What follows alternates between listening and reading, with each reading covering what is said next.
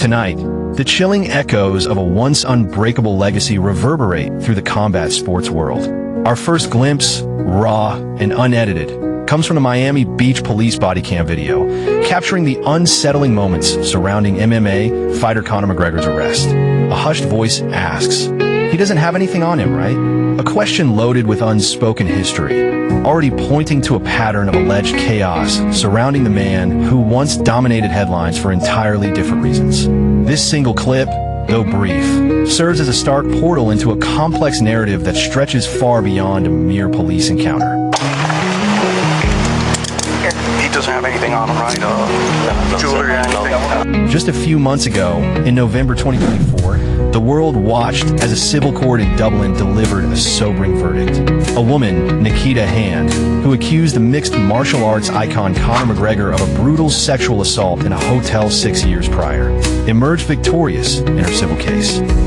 The jury, after careful deliberation, found McGregor liable, ordering him to pay Hand a substantial €250,000 in damages. This wasn't merely a headline. It was a devastating legal blow that chipped away at any remaining vestiges of his once invincible image. And the incidents don't end there. They accumulate, building a damning mosaic of public misconduct. Remember the shocking footage from Miami? A man, simply wanting a picture with his idol, had his phone violently snatched and then, with an almost casual contempt, stomped into oblivion on the ground. The aggressor? Conor McGregor. The prevailing sentiment among onlookers and commentators alike became a desperate query. Conor McGregor. He's just losing it right now. It feels like he's lost it. This wasn't the isolated outburst of a passionate fighter. It was a deeply concerning trend. Imagine, for a moment, the surreal absurdity. You're in a quiet pub, perhaps enjoying a pint, and a multimillionaire offers an unsolicited shot to an old-timer. The elder, perhaps a man of habit or simple preference, politely declines, maybe even adds a colorful Irish dismissal like, "A whiskey, F you." What happens next? In a world governed by civility, nothing. But in McGregor's increasingly distorted reality, an unprovoked, violent punch to the face. He's got like $100 million in the bank, and he still wants to fight people, still smacking people at bars. That's not the Conor we knew. It hurts, honestly. This sentiment, voiced by countless fans, encapsulates the profound sense of betrayal felt by those who once revered him. The name Conor McGregor, once synonymous with pride, swagger, and an almost mythical, unbreakable grit, has been irrevocably tarnished. He was undeniably the global poster boy for mixed martial arts, the self-proclaimed deity of the octagon, the first UFC fighter to clutch 2 championship belts in different weight classes simultaneously. A veritable superstar who could whip the media into an absolute frenzy with his razor-sharp trash talk and explosive, often prophetic, fighting style. But today, that shimmering, almost golden image lies buried, utterly obliterated, under a mounting pile of off-the-cage chaos that has left fans, pundits, and the wider public absolutely stunned, if not completely bewildered. The descent has been slow, agonizingly public, and punctuated by increasingly egregious acts. It began subtly, perhaps with a flash of unchecked ego, but swiftly escalated. We recall the infamous incident at UFC 223 in April 2018. When consumed by a blind rage aimed at his rival Khabib Nurmagomedov, McGregor and his unruly entourage transformed a mundane media day into a scene of pure pandemonium. They went full chaos mode, hurling objects with reckless abandon, including a literal dolly through the window of a bus packed with terrified UFC fighters. Glass shattered. Innocent people got hurt. 2 scheduled fights were derailed, directly impacting the livelihoods and careers of other athletes. This wasn't just a publicity stunt gone wrong. It was a criminal act that landed McGregor in handcuffs, a sobering contrast to the celebratory scenes that typically followed his public appearances. "We don't need some guy who's good at kicking people's asses," one frustrated voice lamented. "We need a man who can own up to his actions." The bus attack, for many, was the first undeniable crack in his meticulously constructed facade. Had he truly lost control, or was this a calculated, albeit disastrous, attempt to generate hype? It was a perplexing question, especially coming from a man who had built his entire brand on embodying not just the ferocity, but also the calculated strategic brilliance and, at least outwardly, the spirit of the sport. Yet, here he was torching that carefully cultivated image in one reckless, violent move. McGregor, once celebrated for his almost surgical precision in psychological warfare and trash talk, was now letting raw, untamed emotion override any semblance of strategy or professionalism. Then came another gut punch moment, one that amplified the public backlash and solidified the growing consensus that something was deeply amiss. In April 2019, while at a Dublin bar, McGregor, in an act of baffling aggression, sucker punched an older gentleman over what was later described as a petty argument. The leaked video, raw and unfiltered, hit the internet like a meteor, showing McGregor landing a cheap shot that left the entire MMA community floored. This wasn't the action of a highly trained athlete. It was, as many rightly observed, straight-up thug behavior.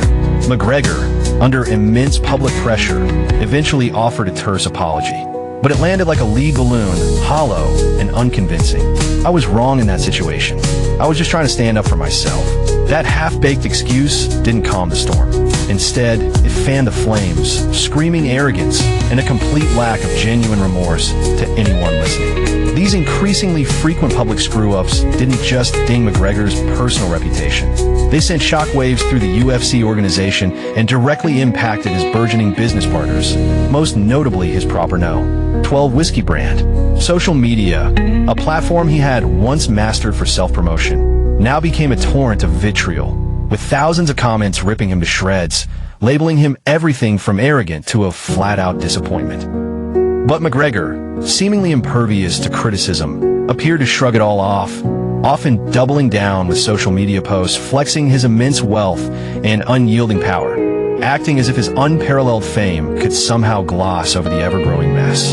Spoiler alert, it couldn't. The cracks in his carefully crafted persona were getting far too obvious to ignore, gaping fissures in the image he once so meticulously presented to the world.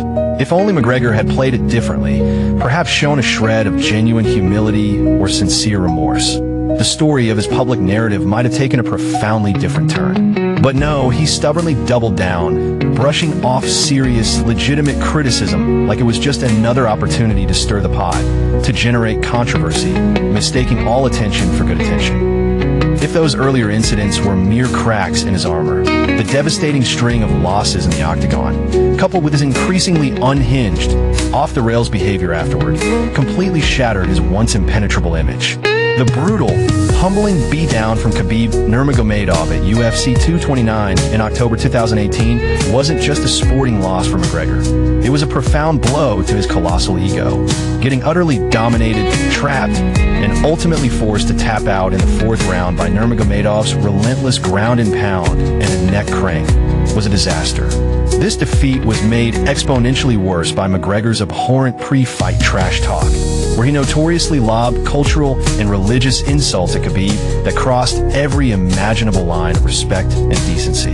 The post-fight brawl, initiated by Khabib jumping out of the cage, further spiraled into chaos, cementing a truly dark chapter in UFC history, largely overshadowed by McGregor's initial provocations. The real implosion, however, hit with shocking force at UFC 264 in July 2021, during his third encounter with Dustin Poirier.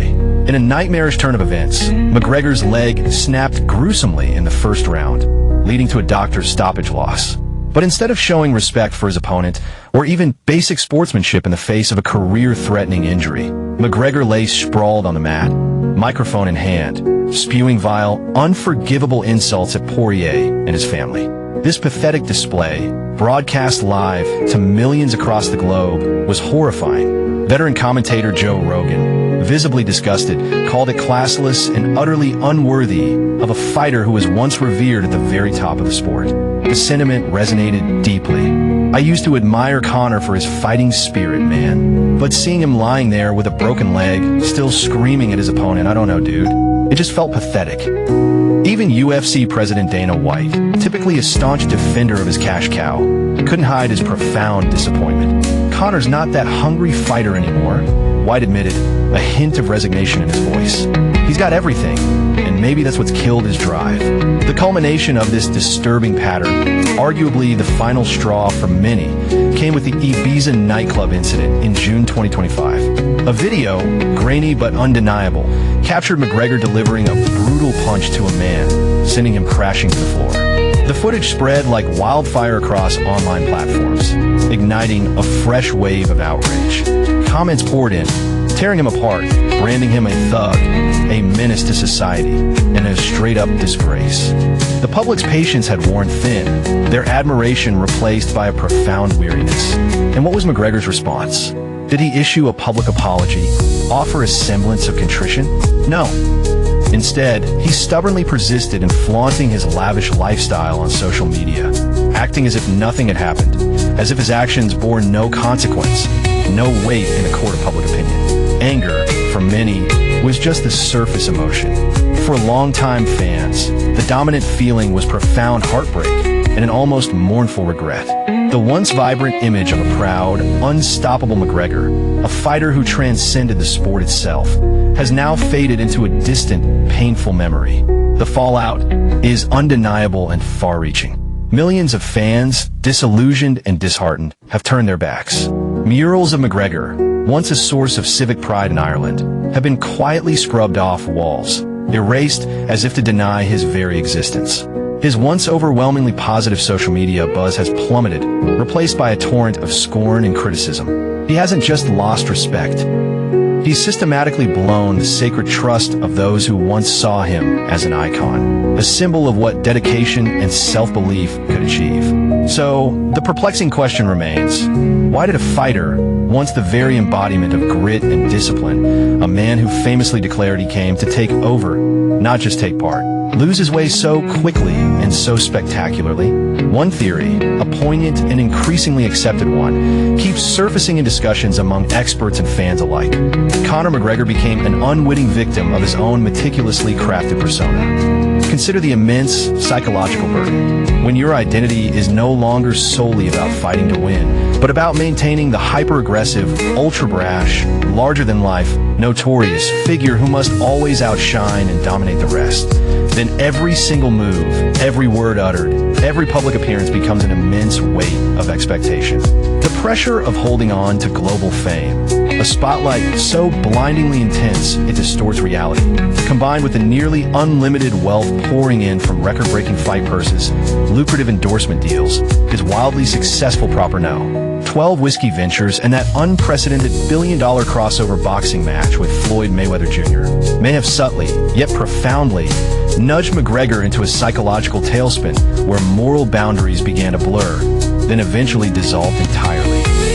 A life drenched in the opulence of supercars, the gleam of luxury watches, the endless roar of non-stop applause, can, over time, dull any remaining grip on reality, leaving only a prolonged, dizzying high from the intoxicating drug of fame. This isn't unique to McGregor. Countless celebrities across sports and entertainment have fallen prey to similar pressures, succumbing to the isolation, the fear of losing relevance, and the warped perception of self that comes with such extreme public adoration and immense wealth. Many sports analysts, former coaches, and even those who once stood close to him have quietly admitted that McGregor has visibly struggled with emotional control ever since his undisputed peak in 2016. The psychological void left by conquering 2 divisions, achieving unprecedented financial success, and perhaps lacking a truly formidable, consistent rival to push him to his physical and mental limits, may have contributed to a sense of invincibility, a belief that rules no longer apply to him. Furthermore, being surrounded by an entourage and a team that caters to his every whim, rarely challenging his increasingly erratic behavior,